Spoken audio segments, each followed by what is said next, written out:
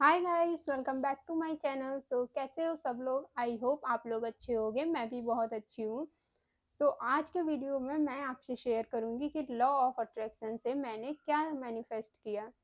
जितनी भी चीज़ें मैंने मैनिफेस्ट की है ना, एक-एक करके सारी चीज़ें शेयर करूँगी। इसकी ना मैं पूरी एक प्लेलिस्ट बनाऊँगी, जिसमें विथ मेथड मैं सब कुछ शेयर करूँगी कि how I manifested my skin, how I manifested my hair.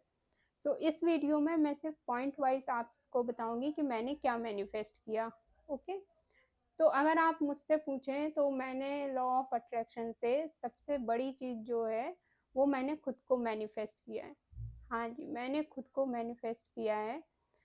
मतलब एक ऐसी लड़की जो बहुत डिप्रेस्ड थी, लाइफ से बहुत परेशान थी, दुखी थी, मतलब जिसके लिए लाइफ की कोई मीनिंग नहीं थी, उस लड़की से आज जो मैं हूँ वो मैंने लॉ ऑफ अट्रैक्शन से ही मैनिफेस्ट किया है।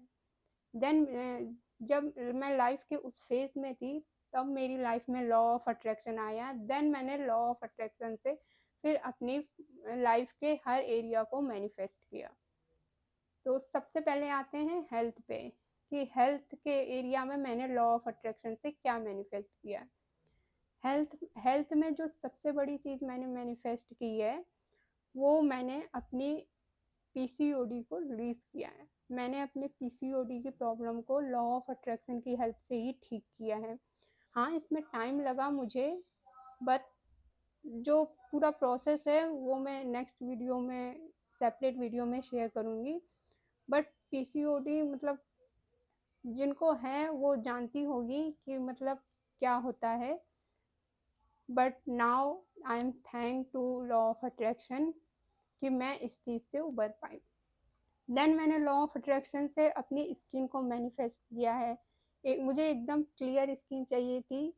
ये भी मैंने लॉ ऑफ अट्रैक्शन से ही मैनिफेस्ट किया है। मैंने अपने हेयर्स, बालों को भी लॉ ऑफ अट्रैक्शन से ही मैनिफेस्ट किया है। मतलब मेरे ना बचपन से बहुत ही थिन हेयर रहे हैं, मतलब बचपन से ही रहे हैं। तो मुझे हैवी हेयर और बाउंसी हेयर बहुत पसंद है। लॉ ऑफ अट्रैक्शन से ही मैंने ये मैनिफेस्ट किया है। देन मैंने लॉ ऑफ अट्रैक्शन से ही अपने फिगर को मैनिफेस्ट किया है। अब फिगर का साइज देखो, सबके लिए अलग अलग हो सकता है। किसी को कैसे टाइप की बॉडी पसंद है, किसी को कैसे। बट मेरी जो डिज़ायर थी हमेशा कि मुझे ऐसा फिगर चाहिए, वो मैंने अचीव कर लिया। Now I am satisfied. Then मैंने लॉ ऑफ अट्रैक्शन से हेल्दी लाइफस्टाइल को मैनिफेस्ट किया है। पहले मैं बहुत जंक खाती थी।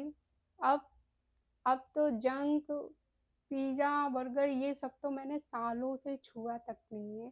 जब से मतलब मन ही नहीं करता है। अब लॉ ऑफ अट्रैक्शन में आने के बाद यही चीज़ होती है कि जो मतलब चीज़ें पहले मतलब छोड़ते हुए भी नहीं छोड़ सकता ना इंसान, वो लॉ ऑफ अट्रैक्शन का अगर आप सही तरीके से यूज़ करते हो, तो वो सारी चीज़ें ऑटोमेटिक आपको पता भी नहीं चलेगा। करते हुए मतलब आपको कोई फ़ोर्स नहीं करना पड़ेगा, सारी चीज़ें हो जाती हैं। सो हेल्थ के एरिया में मेरे ये सब चीज़ें हैं। अब आते हैं करियर वाइज। करियर वाइज देखो, करियर वाइज जो मुझे लगता है मैंने अपने लाइफ पर्पस को मैनिफेस्ट किया है लॉ ऑफ अट्रैक्शन से। जो कि यार देखो, करियर तो आप किसी भी चीज़ में बना सकते हो, किसी भी चीज़ से पैसा कमा सकते हो।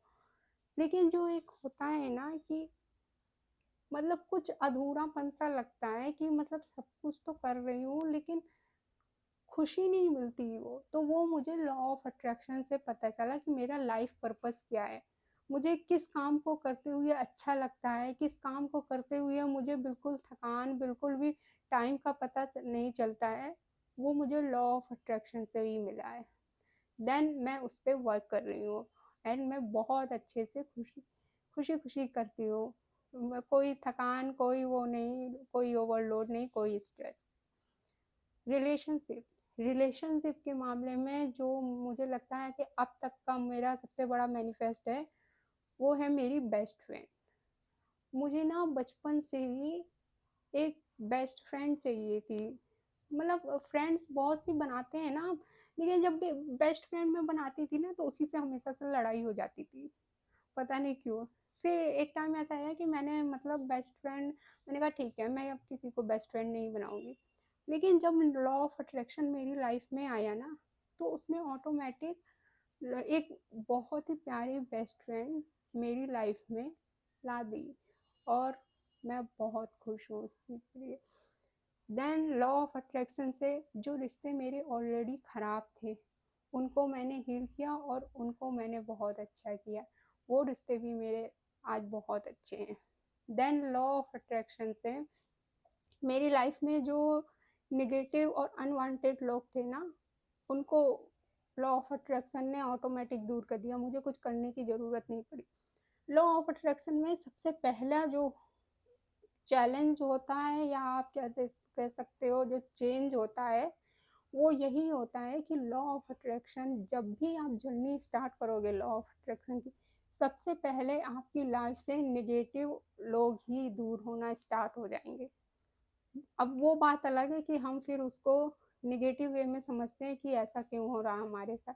उसका एक अलग अम, उसका एक अलग माइंडसेट है, मतलब उसका एक अलग प्रोसेस है कि कैसे हम इस चीज़ को मतलब पॉजिटिव वे में लें, उसके लिए सेपरेट वीडियो अलग से आएगा। Then money, law of attraction से ना मैंने मतलब एक्सपेक्टेड अनएक्सपेक्टेड वे से, मतलब जिस जगह से मैं एक्सपेक्ट ही नहीं कर सकती थी ना, वहाँ वहाँ से मैंने मनी मैनिफेस्ट की है।